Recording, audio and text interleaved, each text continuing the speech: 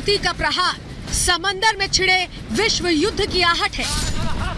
क्या समंदर में खूनी खेल होने वाला है? क्या लाल सागर लहूलुहान होने वाला है? हूती विद्रोहियों के लगातार हमले से लाल सागर और अरब सागर धधक रहा है। दोनों ही जगहों पर हूती के हमले जारी हैं।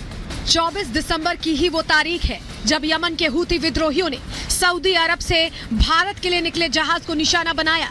ये जहाज भारत के लिए तेल का टैंकर लेकर निकला था।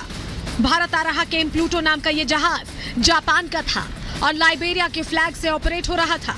अमेरिकी रिपोर्ट के मुताबिक सुबह के 10 बजे थे जब जहाज पर ईरानी ड्रोन से अटैक हो जाता है। इस बमबारी में जहाज के एक हिस्से में आग लग जाती है। हालांकि हमले में किसी के घायल होने की खबर नहीं है और जहाज चालक दल के सभी सदस्य भी सुरक्षित हैं। लेकिन अमेरिका का आरोप है कि इस जहाज को निशाना बनाने के पीछे हूती विद्रोहियों के अलावा ईरान का बड़ा हाथ है। माना जा रहा है कि ईरान जंग की चिंगारी भड़काकर मिडिल ईस्ट में अपना वर्चस्व, वजूद और दबदबा कायम करना चाहता है।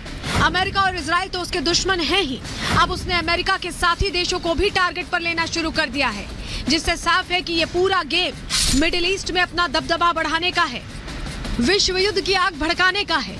साजिश बड़े पैमाने पर युद्ध छेड़कर दुनिया पर राज करने की है। इस साजिश में ईरान को हूती विद्रोहियों का पूरा साथ मिल रहा है, क्योंकि हूती भी अमेरिका, इजराइल, सऊदी अरब को अपना दुश्मन मानते हैं। ऐसे में हूतियों के इन हमलों के पीछे ईरान का हाथ बताया जा रहा है। हूती विद्रोहियों ने लाल सागर में पिछले कुछ दिनों से हर कॉमर्शियल शिप के ऊपर अटैक करना प्रारंभ किया है। एक कॉमर्शियल शिप जो भारत आ रहा था और जिसका संबंध इजराइल से बताया जाता है, उसके ऊपर हूती विद्रोहियों ने एक ड्रोन से अटैक कर दिया है। सागर में अमेरिका इजराइल को निशाना बनाने वाले अब भारत को चैलेंज करने पर उतारू हो गए हैं, क्योंकि भारत और अमेरिका की दोस्ती कितनी मजबूत है ये पूरी दुनिया के सामने है। गाजा जंग में लगातार हमास को धूल चटा रहे इजराइल से भी भारत के घनिष्ठ रिश्ते हैं। तो ऐसे में सवाल उठ रहा है कि क्या चीन भी इस मौके को भुनाने की कोशिश कर रहा है? कोशिशें ईरान चारों तरफ से कर रहा है। दबदबे की आड़ में विश्व युद्ध भड़काने की बू भी साफ आ रही है।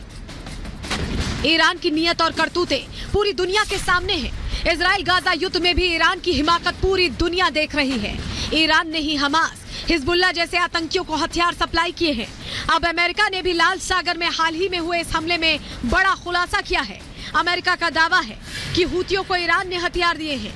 ईरानी ड्रोन से जहाज पर हमले हुए हैं, लेकिन अमेरिका के इस दावे को ईरान ने साफ नकार दिया है। ईरान के deputy foreign minister Ali Bagheri ने इस पर सफाई दी है और कहा है कि हूतियों के पास खुद के हथियार हैं, वो खुद अपने फैसले लेते हैं, इसमें हमारा कोई रोल नहीं है।